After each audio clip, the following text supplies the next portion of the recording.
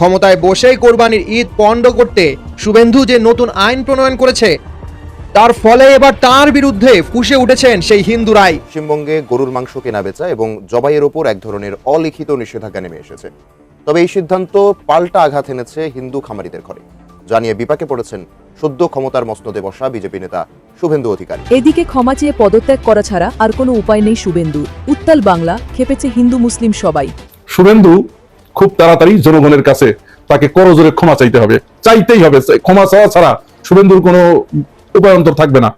এবার কিন্তু শুভেন্দু অধিকারী একেবারে হারে হারে টের পাবে মমতা ব্যানার্জি আসলে কি জিনিস। আর যদি মমতা ব্যানার্জি ট্যালেন্টেড নাই হতো, গত 15 বছর বিরোধী দল হয়ে পশ্চিমবঙ্গ শাসন করতে পারতো না। কিন্তু এখন যখন বিজেপি ইলেকশন ইঞ্জিনিয়ারিং করে মমতা ব্যানার্জিকে হারিয়ে যখন এই শুভেন্দু অধিকারীকে মুখ্যমন্ত্রী হিসেবে বসিয়েছে দর্শক, তারপর থেকেই কিন্তু এই মমতা ব্যানার্জির তিনি কিন্তু তার আগের রূপে ফিরে গেছেন। অর্থাৎ তিনি কিন্তু একজন উকিল, আর যার ফলে কিন্তু ইলেকশনে যত অনিয়ম হয়েছে এবং ইলেকশন ইঞ্জিনিয়ারিং হয়েছে সকল কিছু নিয়ে কিন্তু তিনি কিন্তু আদালতের দ্বারস্থ হয়েছেন। এমনকি শুভেন্দু অধিকারীর বিরুদ্ধে নানা রকম অভিযোগ তুলে কিন্তু এই শুভেন্দু অধিকারীকে কিন্তু এবার একেবারে কিন্তু নাকানি চুবানি খাওয়াচ্ছেন মমতা ব্যানার্জি। এমনকি যে অভিযোগগুলি আনা হয়েছে মমতা ব্যানার্জির তরফ থেকে আদালতে, এতে করে কিন্তু এই শুভেন্দু অধিকারীর কিন্তু মুখ্যমন্ত্রীর পদও কিন্তু চলে যেতে পারে, এমনটাই কিন্তু জানা গিয়েছে। তবে সেই অভিযোগগুলি কি কি এবং কি কি অভিযোগ এনেছে মমতা ব্যানার্জি শুভেন্দু অধিকারীর বিরুদ্ধে এবং ইলেকশন ইঞ্জিনিয়ারিং নিয়ে কি তথ্য দিয়েছে দর্শক, সেটার বিস্তারিত নিয়ে আমরা খুবই গুরুত্বপূর্ণ একটি প্রতিবেদন আপনাদের জন্য সাজিয়েছি, যেটা দেখলে দর্শক আপনি এই বিষয়টি একেবারে ক্লিয়ার হয়ে যাবেন। তাই আপনার কাছে অনুরোধ থাকবে দর্শক, শুরুতে ভিডিওতে একটি লাইক দিয়ে আপনি যদি আমাদের চ্যানেলের নতুন সদস্য হয়ে থাকেন, আশা করি অবশ্যই চ্যানেলটি সাবস্ক্রাইব করে বেল আইকনটি আগে অন করে দিবেন পরবর্তী আপডেটগুলোর জন্য। এবং ভিডিওর শুরুতেই কিছুটা অংশবিশেষ দেখে আশা করি বুঝতে পেরেছেন আমাদের আজকের এই ভিডিওটা ঠিক কতটা গুরুত্বপূর্ণ। তাই চলুন সম্মানিত প্রিয় দর্শক, আগে আপনাকে সেই মূল প্রতিবেদনটি দেখিয়ে নিয়ে আসি। মোদী শুভেন্দুরা গদিতে বসে গরিবের পেটে লাথি মারছে। আমাদের কোনো গতি না করলে এবার দল বেঁধে নিজেদের দিতে হবে। চোখে মুখে চরম ক্ষোভ আর কান্না নিয়ে কথাগুলো বলছিলেন ভারতের পশ্চিমবঙ্গের প্রান্তিক হিন্দু গরু ব্যবসায়ীরা। দোরগোড়ায় পবিত্র ঈদুল আজহা, যে মৌসুমে কোটি টাকার বেচা কেনার স্বপ্নে বিভোর থাকার কথা, সেখানে পশ্চিমবঙ্গের হিন্দু খামারি ও কৃষকদের ঘরে এখন চলছে তীব্র হাহাকার। 2026 সালের বিধানসভা নির্বাচনে জিতে রাজ্যে প্রথমবারের মতো বিজেপির ডাবল ইঞ্জিন সরকার গঠনের পর গোরক্ষা আর উগ্রবাদী তৎপরতার জেরে ওলট পালট হয়ে গেছে গ্রামীণ অর্থনীতি। বিজেপি ক্ষমতায় আসার পর থেকেই রাজ্য জুড়ে মাথাচাড়া দিয়ে উঠেছে কট্টরপন্থী উগ্র হিন্দুত্ববাদী গোষ্ঠীগুলো। গোহত্যা বন্ধের নামে বিভিন্ন এলাকায় কোরবানির পশু পরিবহনে বাধা দেয়া, গাড়ি আটকে তল্লাশি এবং জোরপূর্বক গরু ছিনিয়ে নেওয়ার অভিযোগ উঠছে। বৈধ উপায়ে বাজার থেকে গরু কিনে ফেরার পথেও মুসলিম ক্রেতাদের ঘিরে ধরে মারধর, মানসিক হয়রানি এবং পুলিশের হাতে তুলে দেওয়ার ঘটনাও ঘটছে প্রতিনিয়ত। এই নিরাপত্তাহীনতা ও চরম আতঙ্কের কারণে এবার মুসলিম ক্রেতারা হাটে গিয়ে গরু কিনতে সাহস পাচ্ছেন না। ফলে কোরবানির ঠিক আগ মুহূর্তেও পশুর বাজারগুলো সম্পূর্ণ ক্রেতাশূন্য হয়ে পড়েছে। মুসলিম ক্রেতাদের এই আতঙ্কের সরাসরি প্রভাব গিয়ে পড়ছে পশ্চিমবঙ্গের হিন্দু পশুপালক ও খামারিদের উপর। গ্রামীণ অর্থনীতিতে ধর্মীয় বিভেদ ভুলে বছরের পর বছর ধরে হিন্দু খামারি ও পশুপালকরা ঋণ নিয়ে কোরবানির ঈদকে লক্ষ্য করে গরু মোটাতাজাকরণ করেন। হাটে পশু বিক্রি না হওয়ায় একদিকে ঋণের চাপ, অন্যদিকে প্রতিদিন অনুৎপাদক পশুর পেছনে ভুসি ও খড় কেনার বাড়তি খরচে পিষ্ট হচ্ছেন সাধারণ হিন্দু ব্যবসায়ীরা। অনেক নারী খামারি কান্না ভেজা কণ্ঠে আক্ষেপ করে বলছেন যে লোন আদায়কারীরা বাড়িতে এসে তাগাদা দিচ্ছে, কিন্তু একটা গরুও বিক্রি হয়নি। এখন নিজেদের ছাড়া আর কোনো উপায় নেই। উগ্রবাদী গোষ্ঠী ও প্রশাসনের এই কড়াকড়িতে খামারিদের ক্ষোভের মূল তীর এখন বিজেপি সরকার ও শুভেন্দু অধিকারীর দিকে। ক্ষুব্ধ ব্যবসায়ীদের স্পষ্ট কথা, তারা রাজনীতি বোঝেন না, ব্যবসা করে জীবন চালান। গরু যদি বিক্রি করতে না পারেন তবে মোদী সরকার যেন তাদের ঘরে ঘরে চাকরির ব্যবস্থা করে দেয়। তারা আরো প্রশ্ন তুলেন, গোমাতা যদি এতই পবিত্র হয় তবে বিজেপি শাসিত প্রতিবেশী রাজ্য বিহার থেকে কেন ফ্রিতে গরু এনে কৃষকদের লালন পালনের জন্য দেয়া হচ্ছে না? গরিবের পেটে লাথি মেরে হিন্দুত্ব রক্ষার এই রাজনৈতিক নাটকের বিরুদ্ধে এখন উত্তপ্ত হয়ে উঠেছে পশ্চিমবঙ্গের গ্রামগুলো। পশ্চিমবঙ্গের এই অস্থিতিশীল পরিস্থিতি কেবল মুসলিমদের ধর্মীয় স্বাধীনতার উপরই বড় আঘাত হানেনি, বরং আঘাত করেছে রাজ্যের হাজার বছরের সাম্প্রদায়িক সম্প্রীতি ও গ্রামীণ অর্থনৈতিক কাঠামোর মূলে। যে উৎসবকে কেন্দ্র করে হিন্দু মুসলিম উভয় পক্ষ লাভবান হতো, রাজনৈতিক স্বার্থে তৈরি হওয়া কৃত্রিম উত্তেজনায় আজ তা এক অন্ধকার অনিশ্চয়তার মুখে পড়েছে। একদিকে উৎসবের আনন্দ মাটি হওয়ার উপক্রম, অন্যদিকে কোটি কোটি টাকার লোকসানের মুখে দাঁড়িয়ে নিঃস্ব ও সর্বশান্ত হওয়ার আশঙ্কায় রাতে ঘুম হারাম হয়ে গেছে পশ্চিমবঙ্গের প্রান্তিক খামারিদের। ভয়াবহ রকমের সামাজিক বিপর্যয়ের মুখে পড়েছে পশ্চিমবঙ্গ এবং আসাম। বিশেষ করে সামাজিক অবক্ষয়ের এই ভয়াবহ রূপ পশ্চিমবঙ্গের প্রতিটি পাড়ায় পাড়ায় মহল্লায় মহল্লায় ছড়িয়ে পড়েছে। কেন এটি হলো? এই যে কয়েকদিন আগে ভারতে যে বিধানসভা নির্বাচন হলো, এই নির্বাচনে মমতা বন্দ্যোপাধ্যায় তৃণমূল এরা হেরে যায়, আর এখানে উঠে আসে কট্টর হিন্দুত্ববাদী সাম্প্রদায়িক গোষ্ঠী, সাম্প্রদায়িক দল বিজেপি। সেই বিজেপি নেতা শুভেন্দু অধিকারী পশ্চিমবঙ্গের মুখ্যমন্ত্রী হিসেবে নির্বাচিত হন, আর আসামে নির্বাচিত হন শুভেন্দুর মতোই আরেকজন কট্টর সাম্প্রদায়িক ব্যক্তিত্ব হেমন্ত বিশ্বকর্ম। এই দুইজন মূলত তাদের বিশ্বাস, চিন্তা, আদর্শের দিক থেকে একেবারে মোদির বরপুত্র। শুভেন্দু অধিকারী মুখ্যমন্ত্রী হবার সাথে সাথেই একটা ফরমান জারি করে দিল, পশ্চিমবঙ্গে কোন ধরনের প্রাণী হত্যা, জবাই করা এগুলো সম্পূর্ণ নিষিদ্ধ, আইন করে নিষিদ্ধ করা হলো। তার উদ্দেশ্য কি ছিল? উদ্দেশ্য কিন্তু অন্য কিছু। তার উদ্দেশ্য ছিল আসন্ন কুরবানির ঈদকে সামনে রেখে মুসলমানেরা যে গরু কুরবানি করবে, এই গরু কুরবানি ঠেকানোর জন্য। বাহাদুরি, ক্ষমতা পেয়েছে, বাহাদুরি তো একটু দেখাতেই হবে। এই বাহাদুরি দেখাতে গিয়ে শুভেন্দুর এখন এমন একটা অবস্থা তৈরি হয়েছে, ও এখন ভিক্ষা চাই নামা কুকুর তারা এরকম অবস্থায় পড়েছে। শুভেন্দু খুব তাড়াতাড়ি জনগণের কাছে তাকে করজোরে ক্ষমা চাইতে হবে, চাইতেই হবে। ক্ষমা চাওয়া ছাড়া শুভেন্দুর কোনো উপায়ন্তর থাকবে না।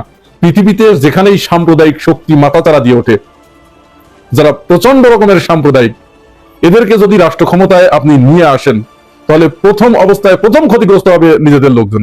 কলকাতার হিন্দুরাই তার বাস্তব উদাহরণ। শুভেন্দু যখন এই নিয়মটা বাতলে দিল, তখন পুরা পশ্চিমবঙ্গ জুড়ে মানুষের ভিতরে, বিশেষ করে হিন্দু সমাজের ভিতরে হাহাকার রব উঠে গেছে। তারা এত বিদ্রোহী হয়ে উঠেছে, হাহাকার থেকে তাদের ভিতরে জন্ম নিয়েছে বিদ্রোহ। এখন তারা রাস্তাঘাটে কাশি, কুদাল, খন্তা, হাসুয়া এগুলো নিয়ে রাস্তায় নেমে পড়েছে। কারণ তাদের গরু বিক্রি হচ্ছে না, এই গরু কে কিনবে? লক্ষ লক্ষ গরু কলকাতায় বা পুরা ভারতে সেখানে উৎপাদন হয়। মুসলমানরা যদি তাদের কুরবানির জন্য গরু না কেনে, এই গরু কি শুভেন্দুর পিছন দিয়ে ঢুকাই দেওয়া হবে? ঢুকিয়ে নেবে শুভেন্দু, তাই দেবে। কারণ আজ কয়েকদিন ধরে যেটা দেখছি, পশ্চিমবঙ্গের হিন্দুরা যারা গরুর ব্যবসা করেই তাদের সংসার পরিচালনা করে, জীবিকা নির্বাহ করে, তাদের ভবিষ্যৎ প্রজন্মদেরকে তারা সামনের দিকে এগিয়ে নিয়ে যায়, স্বপ্ন দেখায় এই গরুর ব্যবসা করে, এবং তারা এই ব্যবসা বংশ পরম্পরায় করে আসছে। কেউ 50 বছর, 60 বছর, 70 বছর পর্যন্ত এই ব্যবসা করছে। কেউ বলছে আমার দাদা করেছে, আমার বাবা করছে, এখন আমি করছি। হঠাৎ করে আপনি একটা আইন বাতলায় দিলেন, পাশার ভিতরে কুরকুরি উঠছিল। তবে এখানে কলকাতার যে হিন্দু সম্প্রদায় আছে, যারা আপনাদের এই যে অবস্থা, আপনারা এখন হাহাকার করছেন, আপনারাও কম দায়ী নন। কারণ শুভেন্দুর মতো একজন কট্টর সাম্প্রদায়িক ব্যক্তি, আপনারা জানতেন, তাকে চিনতেন, যে সে এত বড় কট্টর, এত বড় সাম্প্রদায়িক, যে সে তার সম্প্রদায় ছাড়া অন্য কোনো কিছু বোঝে না। সে অন্য জাতের, বিশেষ করে মুসলমানদের সেখান থেকে তাড়িয়ে দিতে চায়। তো আপনাদেরকে এই চিন্তা করা উচিত ছিল না যে মুসলমানেরা যদি এখানে না থাকে, তাহলে আপনাদের তো এর সাথে অনেক কিছু জড়িত। একটা সম্প্রদায়, কোন একটা সম্প্রদায় কি পাশাপাশি যারা বসবাস করে, তারা কি একজন ছাড়া আরেকজন চলতে পারে? পারে না। তো আল্লাহ পাক এই দুনিয়াটাকে এইভাবেই সৃষ্টি করেছে। এখন তারা আন্দোলন শুরু করেছে। কেউ কেউ বলছে আমরা গরুগুলো ছেড়ে দেবো, রাস্তায় ছেড়ে দেবো, কিন্তু দিতে পারছি না এই কারণেই যে গরু যে রাস্তায় ছেড়ে দেবো, আমার না হয় কিছু টাকা চলে গেল। তাহলে এই যে লক্ষ লক্ষ গরু রাস্তায় ছেড়ে দিলে আর 10 জনের যে ক্ষতি করবে, রাস্তাঘাট বন্ধ হয়ে যাবে, কাউকে হয়তো মেরে ফেলবে ঘুষ দিয়ে, লাথি দিয়ে, পাড়া দিয়ে, তাহলে এই দায়িত্বটা কে নেবে? এই দায়িত্ব সরকার নিক। এখন কলকাতার হিন্দু ভাই ও বোনদের প্রতি আমাদের অনুরোধ থাকবে, আপনারা এই গরুগুলোকে একসাথে করে শুভেন্দুর বাড়ির ভিতরে ঢুকাই দেন। ওর বাড়ির ভিতরে গরুগুলো ঢুকে যাক, আর গরুগুলো ওর পিছন দিয়ে, শুভেন্দুর পিছন দিয়ে শিং ঢুকায় দিয়ে সামনে খাড়া করে রাখবে। এবার আপনারা গিয়ে শুভেন্দুর দুই পাশার যে দুইটা সাইজ আছে, ওই দুই জায়গায় দুইটা শিং ঢুকাই দিয়ে আপনারা ওর পিছনে পিছনে হেঁটে বেড়াবেন। গরু শুভেন্দুকে শিঙে করে নিয়ে ঘুরে বেড়াবে, ওর পাশা দিয়ে রক্ত পড়বে, আপনারা ওই রক্ত দিয়ে তখন অন্য কিছু করেন। এরকম নিকৃষ্ট মানের লোককে আপনারা কি করে আপনাদের ক্ষমতায় আনলেন, এটি আসলে আমাদের বুঝে আসে না। এত বড় সাম্প্রদায়িক। আবার সাংবাদিকরা প্রশ্ন করছে যে আপনারা তাকে ভোট দিলেন খুশি হয়ে। হ্যাঁ, খুশি হয়ে ভোট দিয়েছিলাম, তখন তো ভাবি নাই যে সে এই কাজ করবে। সে করুক, কিন্তু সেটা তো সময় দিতে হবে। আবার এখানে শর্ত দিয়ে দিয়েছে যে গরুর বয়স 14 বছর হতে হবে। শুভেন্দুর জন্ম তারিখ কবে? শুভেন্দুর কি জন্ম নিবন্ধন আছে? যেদিন ওর মায়ের পেটের ভিতর থেকে পড়েছিল, সেদিন কি ওর মা লিখে রেখেছিল ওই অবস্থায়? ভণ্ড, এগুলো ভণ্ড, ভণ্ড রাজনীতিবিদ এগুলো। যাই হোক, এবার কলকাতার মুসলমানদের প্রতি একটা অনুরোধ, এই শুভেন্দু, এই ভণ্ড, এই প্রতারক, এই শর্ট যেটা করবে, এটা আপনারা একটু শুনে রাখেন, এই যে যেহেতু হিন্দু সম্প্রদায়ের লোকেরা শুভেন্দুর প্রতি বিরাট বিরাট ভজন হয়েছে, হয়তো তারা আন্দোলনে নামবে, গরুগুলো রাস্তায় ছেড়ে দেবে এই বিপদ থেকে রক্ষা পাওয়ার জন্য। আর গরু দিয়ে যদি ওর পাশার ভিতর দিয়ে শিং ঢুকায় দেয় তাহলে তো ওর অবস্থা খারাপ হয়ে যাবে।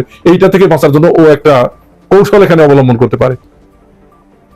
কলকাতার মুসলমান ভাইয়েরা শুনে রাখেন, ও এখন হয়তো একটা এই শর্তটা শিথিল করতে পারে যে এই কুরবানি পর্যন্ত এই শর্ত শিথিল করা হলো, আর তার সম্প্রদায়ের লোকদেরকে বলে দিল যে আগামী কুরবানির থেকে তোমরা কিন্তু আর গরু পাইলো না, কেউ গরুর ব্যবসা করো না।